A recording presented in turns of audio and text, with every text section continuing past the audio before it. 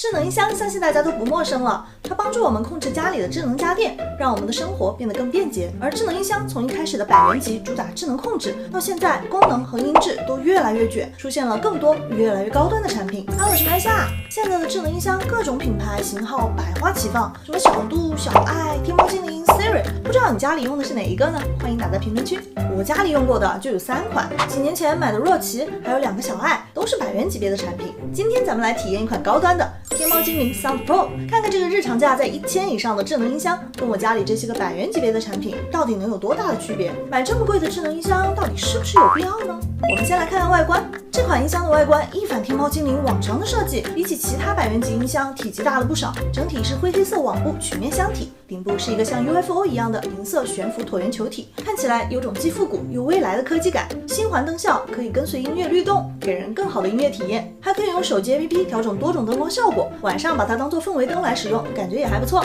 天猫精灵 Sound Pro 主打音质，据说是和国际专业声学机构波士顿声学联合调音的产品，万元级音效，极致低音，听上去是来头不小哦，但音质嘛，咱们还是耳听为实。今天来一场音质大比拼，看看200家的小米小爱 Pro、1000家的天猫精灵 Sound Pro 以及这台2000家的索尼蓝牙音箱，看看它们3个的音质表现到底如何，价格对音质的影响是不是真的有那么大呢？都不必隐藏，你破旧的玩偶，你的面具，你的自我。他们说要带着光驯服每一头怪兽，他们说要缝好你的伤，没有人爱小丑。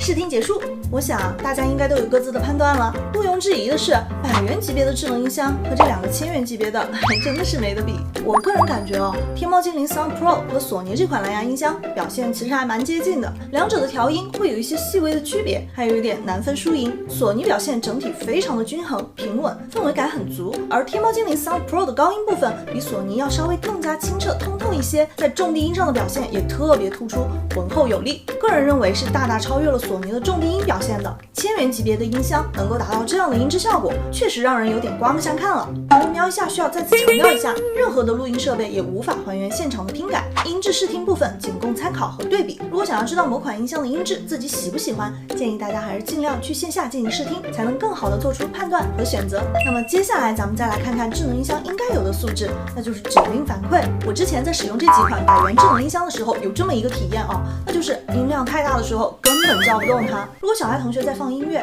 想让他给我换一首，那就得扯着嗓门喊他好几遍，他才能听见。然后我感觉他是不是耳朵不太好使，特别难受。我来测试一下播放音乐的时候远距离呼唤，看看他俩的反应。小爱同学，小爱同学，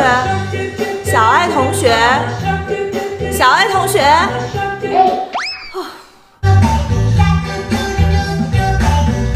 天猫精灵，我在，你说。这个真的厉害了，我还小声说话的耶，唤醒率是真不错，语音指令的反馈也很棒，真的要比我家的小爱同学要聪明多了。我最喜欢的一点是天猫精灵 Sound Pro 可以一键同步外部歌单，支持多个音乐平台，绑定账号后可以一键同步你的私人曲库。不得不说这一点真的太方便了，随时可以听上自己喜欢的歌单，再也不用一首一首的去点了。天猫精灵，我在，你说。播放我的歌单，如你吩咐，马上为你播放 Load On。以下内容来自网易云音乐。除了歌单以外，外，还有一个功能也很棒，它可以接入喜马拉雅、蜻蜓 FM、樊登读书等等平台，快速播放听书内容。不想听音乐的时候，听听自己收藏的书单，无形中又增加了知识量。Welcome to Morning English. This is the most handsome and... 经过这么一对比，我突然发现自己家里这些100元级的智能音箱，还真的就只能听个响，音质完全没得比。语音指令也就是勉强能用，体验相对会差一些，适合对音质要求不高的人群。100-200元作为智能音箱入门还是可以的，但是如果你对听音乐时的音质要求更高，而且对智能音箱聪不聪明这一点比较在意的话，那么我感觉天猫精灵 Sound Pro 还是挺不错的一个选择。1000加的价格获得几千块的音质，同时还能获取一个聪明的小助理，这样看还是挺划算的吧。而且我刚刚上某猫看了一下，双11活动价也太给力了，倒数999，不得不说啊，我有点心动了。感兴趣的朋友也可以入手体验一下。那么今天的测评分享就到这里，主页还有更多实用的数码小技巧，以及喵下用心在做的好物测评，不想错过更新，记得点关注。我是喵下，下期再见，拜拜。